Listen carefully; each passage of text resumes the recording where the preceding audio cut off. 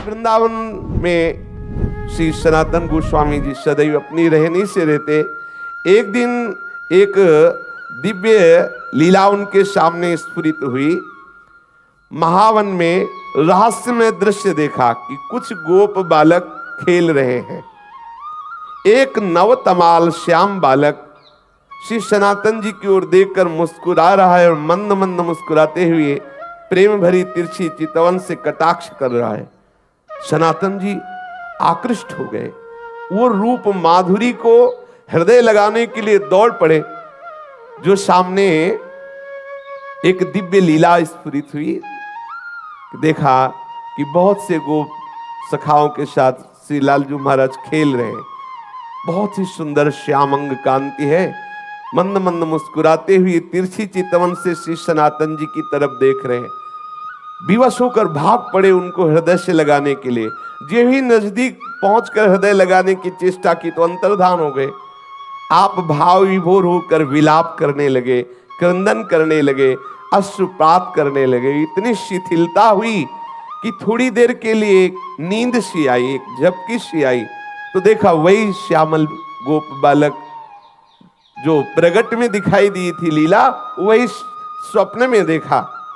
और वो कह रहा है, तुम मुझसे मिलना चाहते हो? मैं मथुरा में श्री परशुराम जी चतुर्वेदी के घर में रह रहा हूं। अब तुम मुझको अपने साथ ले लो। वहां जाओ और वहां से मुझको अपने साथ ले लो। तत्काल ही सनातन जी की वो निद्रा टूटी। आप प्रातः काल होते ही मधुकरी के निमित्त श्री परशुराम जी चौबे के आवास स्थान पर पहुंचे। वहां आपको उस बालक का श्री ठाकुर श्री मदन मोहन के रूप में दर्शन हुआ। जब उस घर में पहुंचे तो सुंदर सिंहासन पे श्री मदन मोहन ठाकुर जी विराजमान थे। जे ही दृष्टि की तो वही बालक जो महावन में गोप सखाओं के साथ खेलते देखा, जो स्वप्न में आदेश देते देखा, वही देखा कि ठाकुर मदन मोहन जी के रूप में वो विराजमान है। ओहो, ये तो ठाकुर मदन मोहन जी हमारे साथ ऐसी लीला कर रहे थे। आप एकटक दर्शन करते हुए आसक्त चित्त हुए। आप वैसे तो एक दिन मधुकरी लाते और ठाकुर जी को अर्पित करके कई दिन तक प्रसाद रूप से उसको पाते, फिर कई दिन बाद मधुकरी को दाते। लेकिन मदन मोहन जी के दर्शन के लोभ से आप प्रतिदिन उसी घर में जाने लगे माधुकरी के लिए। और मदन मोहन जी के दर्शन करते और घंटों खड़े दर्शन करते हुए अश्रुपात करते रहते।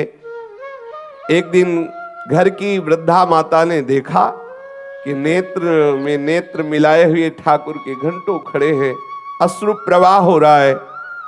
आपकी ऐसी प्रेममयी दशा देख के, बाबा इनको देख रहे हो? बाबा इनको मत देखो, ये सर्वनाश कर देते हैं।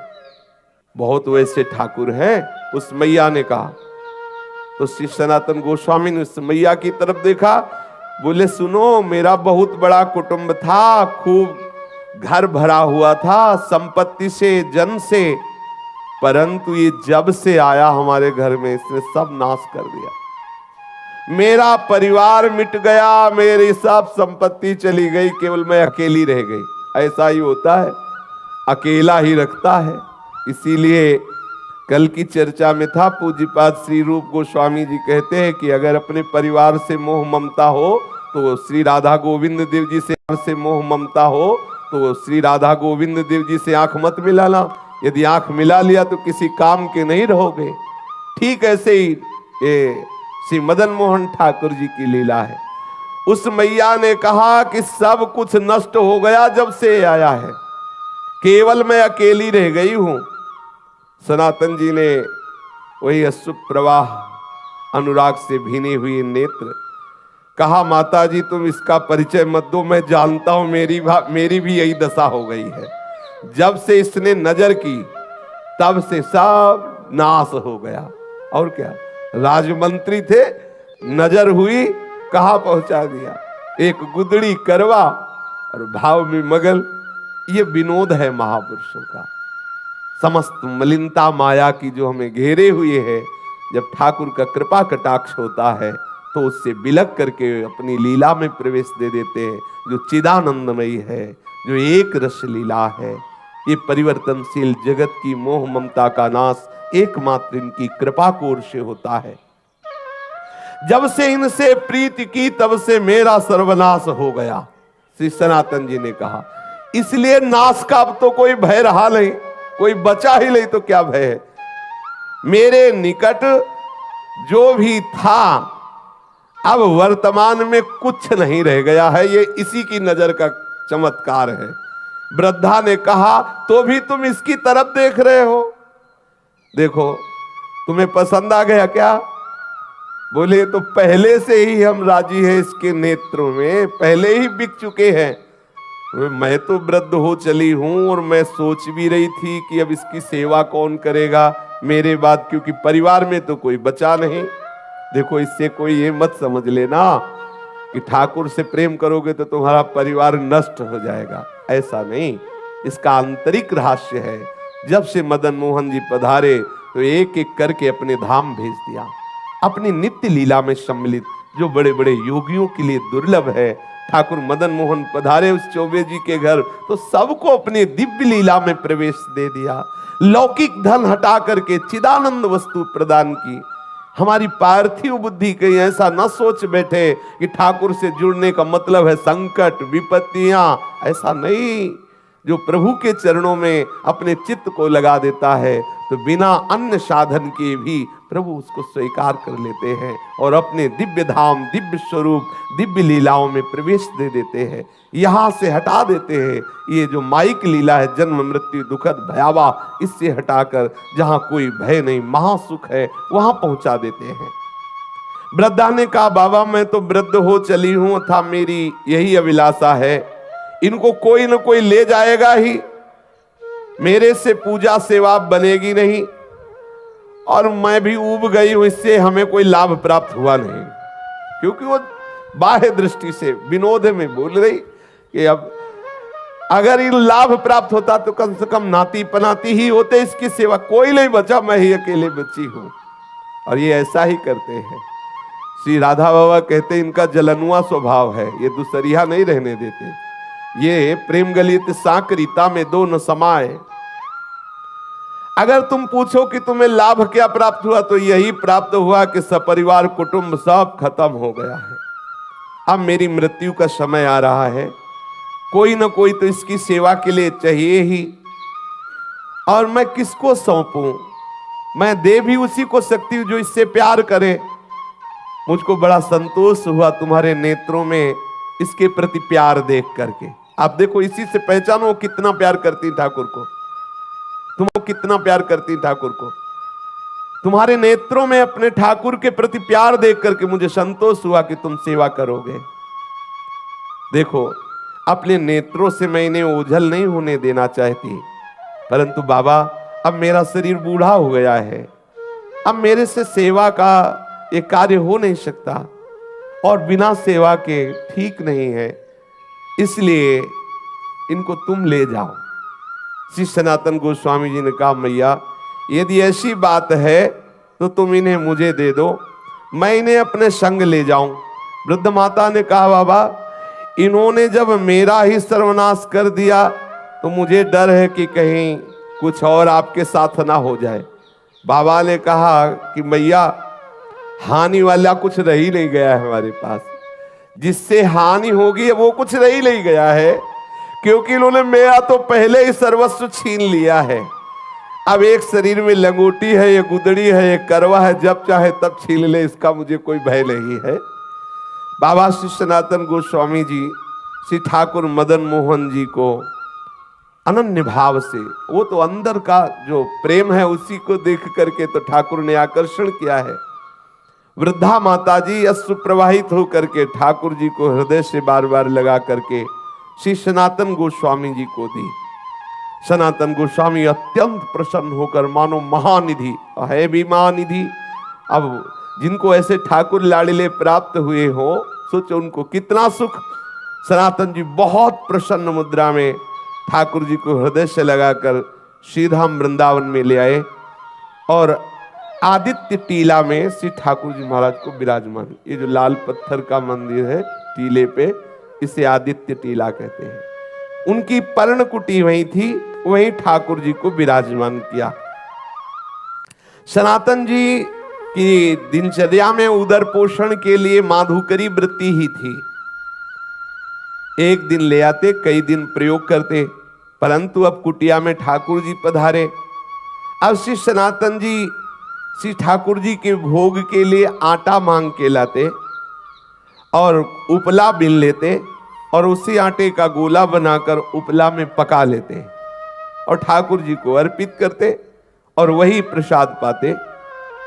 वैसे तो कई कई दिन तक मां धुकरी का भोग लगा के पाते, लेकिन जब से ठाकुर मदन मोहन आए तो रोज आटा लाते और उसी का बाटी बनाकर ठाकुर को अर्पित करते। ठाकुर जी को जब भोग अर्पित करते तो ठाकुर जी मुंह बनाते, क्योंकि चौबे जी के यहाँ मलाई रबड़ी पाले वाले, ठाकुर जी रबड़ी छालने वाले, अभी यहाँ सूखी बाटी, उसमें नमक भी नहीं। अब कुछ कह नहीं सकते, लेकिन मुंह बनाते ठाकुर जी। जो ही ऐसे बाटी रखते, ठाकुर एक दिन हिम्मत करके ठाकुर जी, देख लो ये प्रेम का बल, जैसे कोई बच्चा डरता है ना बड़ों से, ऐसे ठाकुर जी डरते थे श्री सनातन गोस्वामी से। थोड़ा डरते हुए कहा, बाबा ये सूखी बाटी गले से उतरती नहीं है, आप ये जली जली बाटी हमको भोग लगाते हो, हमारा उधर भी काम नहीं कर रहा हो, गले से सरकती नहीं है। अरे इतना नमक तो डाल दिया कर, इतना नमक डाल दिया कर। श्री मदन मोहन जी के मुख से सुनकर के सनातन जी मुस्कुराए और बोले, देखो हमें महाप्रभु ने आदेश किया है कि वृंदावन वैराग्य से रहना।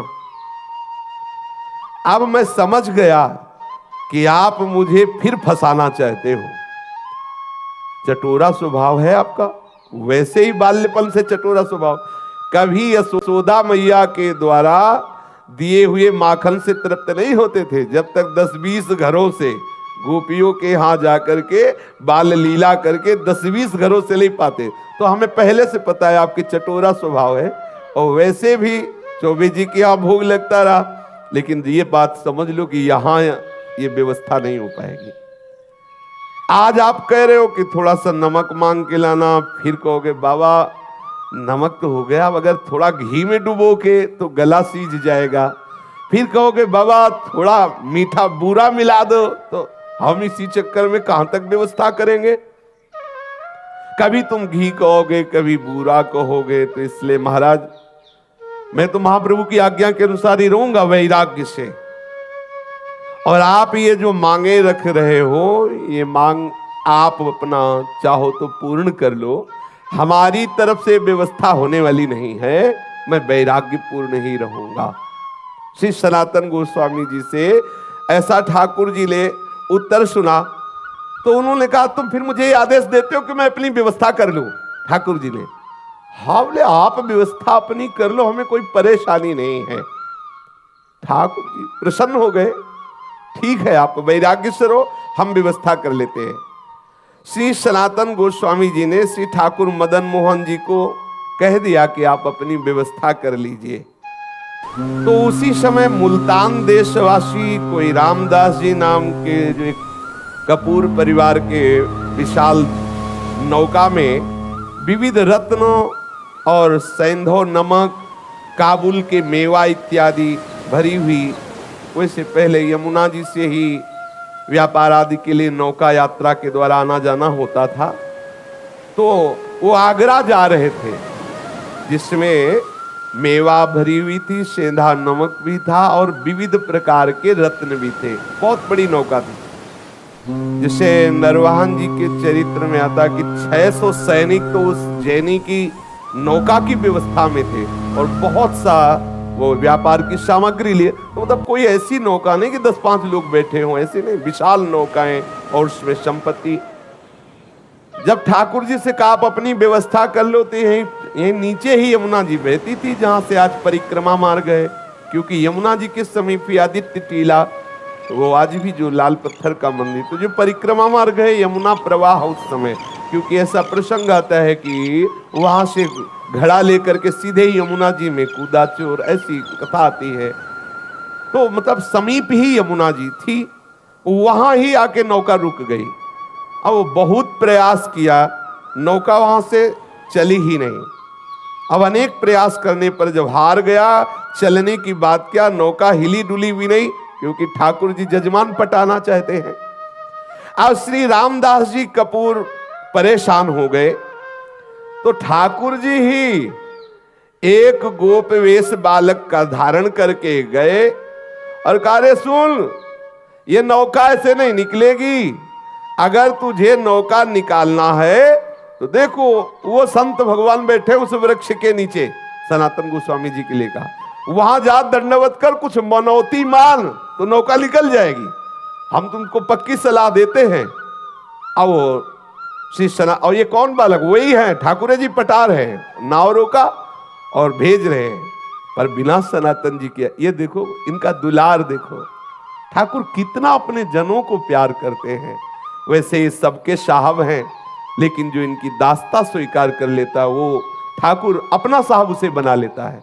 कैसा करुणामय है। नरसिंह मेहता जी के लिए देखो अपने को सेवक कहा। जब कभी आदेश हो स्वामी निसंकोच होकर आदेश करना, ये सेवक सदैव आपकी सेवा में तत्पर है। श्री द्वारिकाधीश जी ने ऐसा नरसिंह जी के लिए कहा। सबका साहब अपने सेवकों का सेवक बन जाता है, अपने सेवकों को साहब बना लेता है। जाकर के सनातन जी की शरण में उनसे अनुनय विनय करो, तुम्हारी नाव निकल जाएगी। रामदास कपूर तत्काल जिधर उस गोप बालक ने संकेत किया था वहां गए। श्री सनातन गोस्वामी जी बैठे हुए श्री प्रिया प्रीतम के चिंतन में डूबे हुए थे। उसने आकर साष्टांग प्रणाम किया, वस्त्रपात करते हुए कहने लगा, मेरी रक्षा करो, मैं एक व्यापारी हूं, मेरी नाव फंस गई, मैंने हर उपाय करके देखा, ब्रजवासियों को बुलाकर निकालने की चेष्टा की, नहीं निकली, आप कृपा कर दो, मैं आपके पास आया हूं किसी ब्रजवासी के कहने पर। ध्यान किया सनातन गोस्वामी जी ने कि कौन ब्रजवासी ने भेजा, पता चला ठाकुर मदन मोहन ने। बोले समझ गए, अच्छा जजमान पटा लिया है। श्री रामदास जी ने जब सनातन जी से ऐसा कहा तो सनातन गोस्वामी जी ने कहा कि भैया वो बैठे पर्णकुटी में, वो जो बैठे ना, आप जाओ उनके सामने कुछ मनौती मानो, जाके उनके सामने मनौती मानोगे तो नाव निकल जाएगी। क्योंकि जान गए कि ठाकुर जी ने ऐसी लीला की। सनातन गोस्वामी ने कहा नाव तभी निकल सकती है जो पर्णकुटी में विराजमान ठाकुर जी है उनके सामने कुछ निवेदन करो जाके। श्री रामदास जी ठाकुर जी मदन मोहन के सामने गए, देखते ही आसक्त हो गए। इतना सुंदर रूप ठाकुर श्री मदन मोहन जी का, और जैसे कोई संकल्प करवा रहा हो, वो कोई चेष्टा नहीं करे, अंदर से आया नौका निकल जाए तो जितने रत्न जितनी मेवा में ये सब बिकने के बाद इससे मंदिर बनवा देंगे और आपके भोग राग की व्यवस्था कर देंगे। बस आए, सहज में नाव निकल गई, कोई धक्का भी ज्यादा नहीं लगाना पड़ा, क्योंकि रोका जिसलिए था इसीलिए रोका था। अब श्री रामदास कपूर जी सब सामान की बिक्री करके रत्न आदि को लेकर के आए और मदन मोहन जी का लाल पत्थर का जो मंदिर है उन्होंने निर्माण कराया और समुचित श्री मदन मोहन जी के राग भोग की व्यवस्था की। स्वयं ठाकुर जी ने अपने मंदिर को बनवा लिया और अपनी भोग व्यवस्था कर ली। सनातन जी सदैव अपने स्वरूप चिंतन में मगन रहते हैं, निरंतर श्री प्रिया प्रीतम के चिंतन में मगन रहते। एक श्री कृष्ण दास जी ब्रह्मचारी नाम के इनके शरणागत हुए, जिनको उन्होंने मदन मोहन जी की सेवा पूजा कार्य में रखा, और आप तो सदैव लीला चिंतन में डूबे रहते। आज श्री मदन मोहन ठाकुर जी करौली राजस्थान में विराजमान है। श्री सनातन गोस्वामी जी का नित्य प्रति का नियम था वृंदावन से पैदल जाना, श्री गोवर्धन जी की परिक्रमा करके पैदल आना। कितना कठिन। अपने गिरिराज जी की परिक्रमा होने के बाद तो 10 कदम भी पैदल चलने की सामर्थ्य नहीं रह जाती। देखो कैसे महापुरुष यहां से पैदल जाते, गिरिराज जी की परिक्रमा दे करके पैदल आते। श्री ठाकुर जी ने जब देखा कि इनका शरीर बहुत वृद्ध हो गया है, फिर भी इनका नियम दृढ़ है, तो कहा कि अब आप मत आया करो, आपका शरीर वृद्ध हो गया है। तो उनका रहा नहीं जाता। ये प्रीति है। रहा नहीं जाता बिना परिक्रमा के, बिना आपके दर्शन के। तो श्री ठाकुर जी महाराज स्वयं प्रकट हो करके एक शिला प्रदान की, जिस शिला पर श्री ठाकुर जी का चरण चिन्ह अंकित है, और कहा बाबा तुम इस शिला की परिक्रमा कर लिया करो, इसकी परिक्रमा से तुम्हें संपूर्ण गिरिराज गोवर्धन की परिक्रमा का नियम पूर्ण हो जाएगा, वैसे ही आपको आनंद प्राप्त होगा। वो पावन शिला वर्तमान में श्री वृंदावन में श्री राधा दामोदर जी के मंदिर में विद्यमान है। सब लोग प्राय दर्शन करते हैं।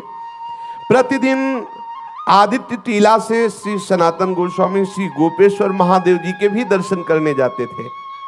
तो महादेव जी ने देखा कि जब बहुत एकदम वृद्ध हो गए हैं, तब उनसे कहा कि तुम यहाँ रोज गोपेश्वर मत आया करो। बोले आपके दर्शन का नियम है तो मैं मध्य में ही प्रकट हो जाता हूं। तो जो बनखंडी महादेव जी हैं उस रूप में श्री गोपेश्वर महादेव जी प्रकट हो गए, और पूज्य श्री सनातन गोस्वामी जी उनके रोज दर्शन करते, बड़े ही अकिंचन। गौड़ देश में वर्धमान जिला के एक गरीब ब्राह्मण अपनी गरीबी से बहुत दुखित होकर धन प्राप्ति के लिए आशुतोष भूत भावन भगवान शंकर की आराधना की। भगवान शंकर जी प्रसन्न हुए और स्वप्न में आदेश किया कि जाओ श्री वृंदावन धाम में श्री सनातन गोस्वामी जी नाम के एक महापुरुष निवास करते हैं, उनके पास पारसमणि है और श्री सनातन जी तुम्हें वो पारसमणि दे देंगे। ब्राह्मण देव को ऐसा भगवान महादेव जी ने आशीर्वाद दिया, जाओ। ब्राह्मण देव बड़े आनंद में मगन होकर श्री वृंदावन धाम आए और यहां पता लगाया संतों से। पता चला श्री गोस्वामी श्री सनातन जी का। वो वहां गए, श्री गोस्वामी जी को देखा, श्री सनातन जी को, एक गुदड़ी, एक करवा और शरीर पे कौपीन। उनके मन में निराशा हुई कि जो खुद ऐसी गरीबी से रह रहे हैं वो हमें पारसमणि क्या देंगे।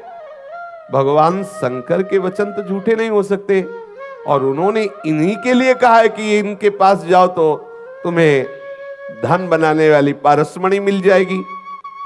अगर इनके पास पारसमणि होती तो ये ऐसे कैसे फटी पुरानी गुदड़ी, रज का करवा और एक लंगोटी लगी हुई। प्रणाम किया, बाबा मैं आपके पास आया हूं। सनातन जी ने कहा किस हेतु से आए हो? तो उन्होंने कहा कि मुझे भगवान शंकर ने भेजा है कि आपके पास पारसमणि है और आप मुझे प्रदान करें। सनातन जी ने कहा हाँ, मैंने कभी उसे छुआ तो है नहीं, पास तो है नहीं। यमुना स्नान करने जा रहा था तो एक दिन पैर से टकरा गई थी, तो वहीं उसे रेती से ढक दिया और पुनः यमुना स्नान किया, जिससे किसी दिन स्नान करके वापस आते समय दोबारा हमारे स्पर्श ना हो जाए, नहीं तो मुझे पुनः स्नान करना पड़ेगा। श्री ठाकुर जी की सेवा पूजा में विलंब हो जाएगा। ब्राह्मण देव को लगा इतनी अशुद्ध होती पारसमणि कि स्नान करना पड़ता है। ब्राह्मण देवता ने कहा अच्छा आप मुझे बता दे चल के कि वो पारसमणि का है, दूर से बता दीजिए। ब्राह्मण देव को श्री सनातन गोस्वामी ले गए और बोले इसी जगह कहीं थी, आप बालू हटाइए। तो जे भी वहां बालू हटाई, थोड़ी देर में ही तो देखा चमकती हुई पारसमणि। ब्राह्मण को लगा मैं परीक्षा करके देखूं कि कोई चमकदार पत्थर है या पारसमणि है। तो एक लोहे की कील में स्पर्श किया, तत्काल वो स्वर्ण की हो गई। बड़ा मन प्रसन्न हुआ कि भगवान शंकर का वरदान साक्षात्कार हुआ। परंतु द्वितीय उसके विचार तत्काल आया, एक मन में तो प्रसन्नता हुई, तत्काल द्वितीय विचार आया कि ये कैसे संत हैं, इतनी कीमती वस्तु को इतनी दूर किए हुए, जिसके लिए मैं आनंदित हुआ उसके लिए इनके हृदय में ऐसी उपेक्षा।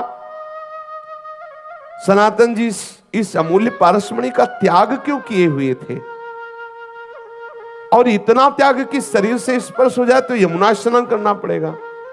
मुझे लगता है कि इनको पता नहीं कि ये पारसमणि क्या होती है। ना अगर ये ऐसा जानते होते तो इसको ऐसे क्यों रेत में फेंके होते, और इसमें क्या दोष है जो इन्होंने स्नान करने की बात सोची। ब्राह्मण देव अपने मन की असमंजता में विचार किया कि इन्हीं से पूछे, तो पुनः लौट करके श्री सनातन जी को प्रणाम किया और कहा, महाराज मेरे हृदय में एक प्रश्न है कि इतनी कीमती मणि आप अपने समीप क्यों नहीं रखा, और इसके स्पर्श करने पर स्नान करना, क्या पवित्रता इसमें है।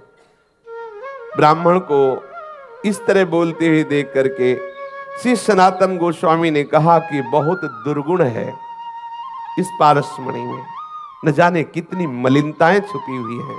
क्योंकि जब धन बढ़ेगा, अहंकार बढ़ेगा, दोष बढ़ेंगे, भगवत चिंतन छूटेगा, बहुत प्रकार के दोष हैं। इसलिए इसका कहीं रजोगुण प्रभाव कहीं किसी भी तरह से हमारे भजन में विक्षेप न डाले, इसलिए इसको दूर रखते हैं। और ये हमारे लिए मणि पत्थर से बढ़कर कुछ नहीं है, क्योंकि हमारे पास जो मणि है उस मणि के सामने है ही क्या। तो तत्काल ब्राह्मण बोला, महाराज आपके पास कौन सी मणि है। बोले, इंद्र नील मणि श्याम मनोहर। आहा, श्री लाल बिहारी श्याम सुंदर रूपी मणि हमारे पास है, ये क्या। उसने तत्काल श्री सनातन गोस्वामी के चरणों में प्रणाम किया, और महाराज फिर आप ऐसी अपवित्र मणि हमें क्यों देंगे, अब आप कृपा करो वही मणि दो जो आपके पास है। तब उन्होंने कहा कि इसे फेंको यमुना जी में और यमुना स्नान करके आओ, तुम अधिकारी हो, क्योंकि भगवान आशुतोष शिव की कृपा तुम्हारे ऊपर हुई। तुम्हें पारसमणि लेने के लिए नहीं भेजा, वो हमारे पास भेजा इसी इंद्रनील मणि श्याम मनोहर के लिए ही है। पर तुम्हें विश्वास हो जाए और तुम्हारी समझ में आ जाए कि पारसमणि को भी त्यागने की सामर्थ्य श्री श्याम सुंदर के चरण अनुरागियों में होती, इसलिए लीला कराई। जाओ स्नान करके आओ, इसे यमुना में फेंक दो। पारसमणि को फेंक दिया, स्नान करके आए। श्री पूज्य सनातन गोस्वामी जी ने उन्हें दीक्षा दी, उन्हें भगवत संबंध से युक्त किया, और निरंतर वो वृंदावन धाम वास करके भगवत चिंतन करते हुए वो भगवत धाम को प्राप्त हुआ। विक्रम संवत 1615 सप्त गोस्वामी ग्रंथ के आधार पर विक्रम संवत 1611 आषाढ़ पूर्णिमा के दिन प्रातः काल श्री सनातन गोस्वामी पाद जी ने नित्य निकुंज लीला में प्रवेश किया।